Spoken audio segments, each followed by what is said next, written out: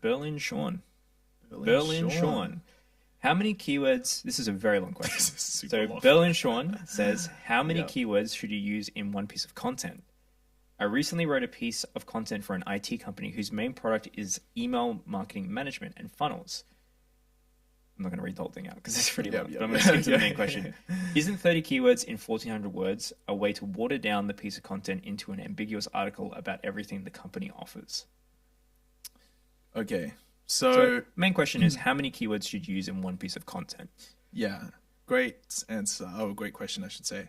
I think every piece of content should target one primary keyword. So what is your like main keyword that you're trying to target? That's the one that you should be mostly optimizing around for. So your H1 title, meta tags, making sure that that keyword is in the first sentence and the last sentence is your core focus. That's your number one.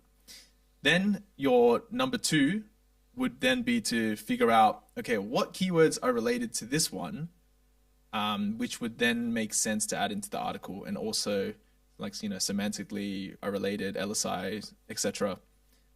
Anything that's related. So don't overthink it. Most of the time, any content that you write will target way more than 30 keywords. It will target probably like 100 keywords, depending on how long it is. So, but your core focus is you want to rank mostly for only a very small handful of them. Like you're not going to rank for all 100 of them. It's just not going to happen. So yeah, to answer your question, is 30 keywords in 1,400 words a lot? No. But it will water down the content if they are not related. If they are related to the topic, then your blog content is going to sound very fluent. It's going to sound very on topic, and it won't deviate into randomness. So make sure, for example, if you're talking about how to clean a toilet, for example, you would be mentioning words like, you know, bathroom, toilet scrubber, I don't know, toilet cleaner, maybe like, I don't know, toilet bowl, like all things like that. Those are multiple keywords that would be in your blog, but they're all on topic. Make sure you're not talking about random stuff like, you know, maybe you'll start talking about like shower or bathtub, or like, I don't know, maybe you'll start talking about kitchens or something like that. Then that's when the blog gets really off topic. So if your brand offers other services, like let's say you're like a plumbing business, you work on kitchens and bathrooms and toilets, just make sure that you just talk about toilets in that blog or that piece of content. Don't start talking about absolutely everything that you do that is not related to that particular page and that particular keyword that page is targeting.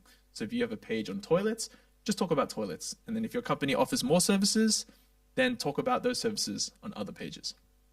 But yeah, what do you think, Lawrence? No, great answer. And I think what's really great about this question is they pointed out email marketing management is a keyword they're trying to rank for. And I think you said a few things in that came back to, if a mental model or a framework to use for this is just topic. What's the topic that you want to write about rather than the keyword amount? Keyword number amounts, or what you know, the type of headings you should have, they're guidelines, but as you get more experience in SEO, you know those guidelines, so you can play around with the semantics of those. So as long as you have the topic of email management or toilet, you can write a lot and you can have maybe only a couple keyword instances on that page and it still be a very powerful piece of content.